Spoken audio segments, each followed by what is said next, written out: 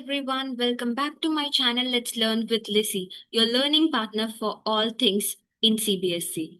Today we are diving deep into a chapter that's not just a part of your syllabus, but a lesson in leadership, sacrifice, and humanity. It's from the first flight textbook, Nelson Mandela, Long Walk to Freedom. This chapter is a part of Nelson Mandela's autobiography and gives us a first hand account of the moment when South Africa transitioned from a nation of racial oppression to one of democracy and equality. Let's explore this chapter step by step, covering the full explanation, background, literary devices, themes, exam tips, and more.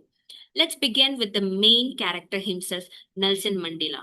Born on 18th July 1918 in the village of South Africa, Mandela belonged to a Thembu royal family. From a very young age, he was aware of racial inequality that defined life for South African people, especially the black South Africans. He studied law and became involved in African National Congress, an organization fighting for civil rights. His activism led to his arrest in 1962, and he spent almost 27 years in prison, most of it on Robben Island. But his spirit never broke. After his release in 1990, he led the negotiations that dismantled apartheid and paved the way for the country's first democratic election. In 1994, Mandela became South Africa's first black president and a symbol of peace and reconciliation around the world. His autobiography, Long Walk to Freedom, captures this incredible journey. The chapter you're studying is an excerpt from Mandela's autobiography, focusing on 10th May 1994, the day of his presidential inauguration. This is not just a political event, but a deeply emotional and symbolic moment in the history. The chapter reveals Mandela's thoughts, feelings, and reflections on the struggle for freedom, the role of courage and sacrifice, the meaning of true leadership. He also speaks about the responsibilities that come with freedom and how the past can shape a better future. It's more than just history, it's a lesson in human values. To understand this chapter, we need to understand apartheid. Apartheid was a system of legal racial segregation enforced in South Africa from 1948 to 1990s. Under apartheid, black people could never vote. They lived in separate areas. They used different schools, hospitals, and buses. They were denied basic human rights. It was a system of injustice filled with discrimination. Mandela and many others in the ANC led protests fought this system for decades through peaceful protests, strikes, and eventually underground resistance. Mandela was labeled a criminal and sentenced to life imprisonment. But the international community, along with raising protests in South Africa, eventually led to apartheid's collapse. And finally, in 1994, Mandela was elected president in the first multiracial democratic election. Now let's go into the main event of the chapter, Mandela's inauguration, which took place in the Union Buildings Amphitheatre in the capital city, Pretoria. The atmosphere was quite historic and emotional. Leaders from over 140 countries attended. Our former oppressors and victims stood side by side, witnessing a new dawn. Mandela was sworn in as President of the Republic of South Africa. For the first time in history, the military, which once defended apartheid, now saluted a black president. The new national flag was unfurled, symbolizing the unity of all races. Two national anthems were sung. The first one, I Africa, the anthem of black South Africans, and Die Stem, the anthem of the former regime. Mandela called this day a day of freedom, justice, and human dignity. Now let's focus on Mandela's inaugural speech. In his speech, he particularly acknowledges the pain and suffering of the past. He pays homage to freedom fighters, many of whom are no longer alive. He expresses hope for a society based on equality and justice. In his speech, he pledges to uphold democracy and freedom, led with humility and integrity, and he promises to work for peace, unity, and prosperity. On that day, he declares, "Let there be justice for all, let there be peace for all." After describing the event, Mandela takes us into his inner thoughts. As a young boy, freedom meant being able to play, run, and swim without restrictions. But adulthood changed his definition. True freedom, he realized, means living with dignity and equality, being free from fear, poverty, and prejudice, having the ability to choose your own path.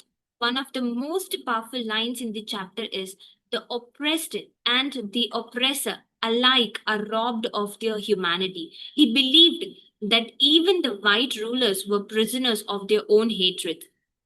A real freedom, according to Mandela, is not just for yourself, but for everyone around you.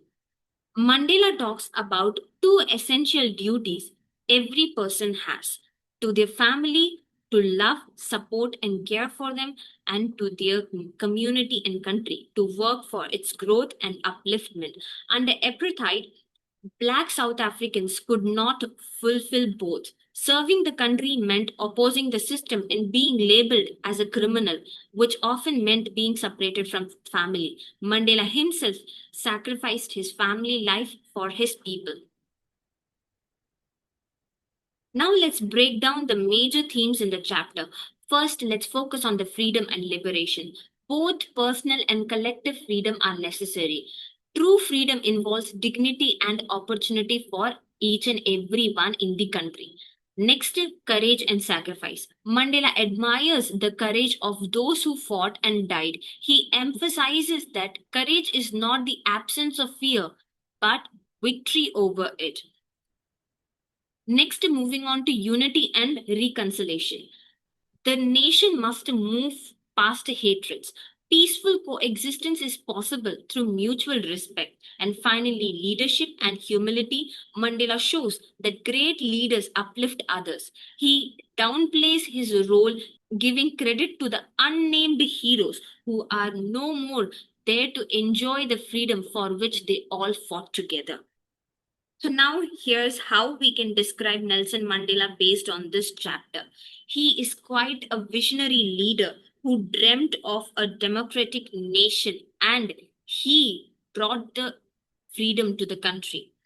He was a quite courageous revolutionary because he faced arrest, trial, and 27 years of imprisonment. He was quite compassionate human being. He advocated forgiveness over revenge. He was resilient and strong, emerged stronger from adversity, and finally he was a humble and selfless soul because he put nation before himself and his family. This chapter also uses several literary devices to enhance the impact. First comes the metaphor. In the line, "The dark night of apartheid suggests suffering and disparity." Next comes the contrast between the past and the present, between the oppressor versus oppressed, which highlights the unjust system. There is a repetition used not only but also which is emphasizing the dual ideas. Moving on to symbolism, here in the chapter, the national flag and the military salute signifies the change and hope. Mandela uses imagery where the description of the ceremony, the landscape helps us visualize the scene with so much of clarity. And finally, the allusion of historical figures and events links his personal story to a national history. Let's prepare for the exams with some important questions, which are very short question answers. What does Mandela mean by an extraordinary human disaster? Here, the term "an extraordinary human disaster" refers to the horrific system of apartheid. Next, moving on to the question, what twin obligation does Mandela mention? The obligation towards the family and the obligation towards the nation or community, which was not so possible for the South African people. And moving on to the significance of the day, which is described in the chapter, it marks the South Africa's transition from apartheid to democracy.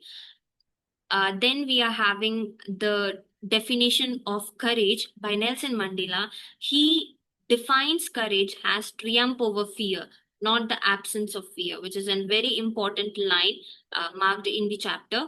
Why was the inauguration ceremony historic? Because for the first time, a democratic multiracial government came to the power. Now, let's have a quick glance on a long answer question.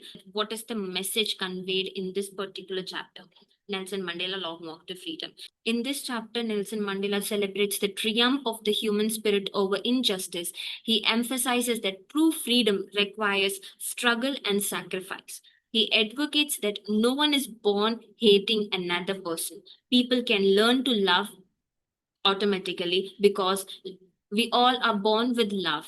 Mandela inspires us to lead with integrity, forgive the past, and build a united future. The message is universal against racism, inequality, and oppression in any form. Now, let's quickly revise some difficult words which are given in the chapter. Apartheid, which means legal racial segregation. Inauguration is a formal ceremony for a new leader. Emancipation, which is an act of freeing from oppression. Reconciliation, making peace between opposing sides. Patriarch, male head of a family, profound, deep, or intense. Let's end with the key takeaway from the chapter.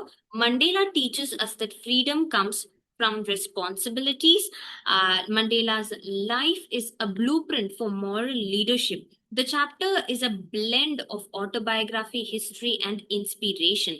Students must understand the historical context, philosophical insights, and literary richness which is present in the particular chapter. The value of freedom, equality, and humanity are the central top of this chapter. And now moving on to the exam tips. Focus on understanding a theme, not just the facts. Use quotes in your answers for better impact. Practice past year short and long answer questions and be able to link Mandela's personal story to large ideas of justice and human rights.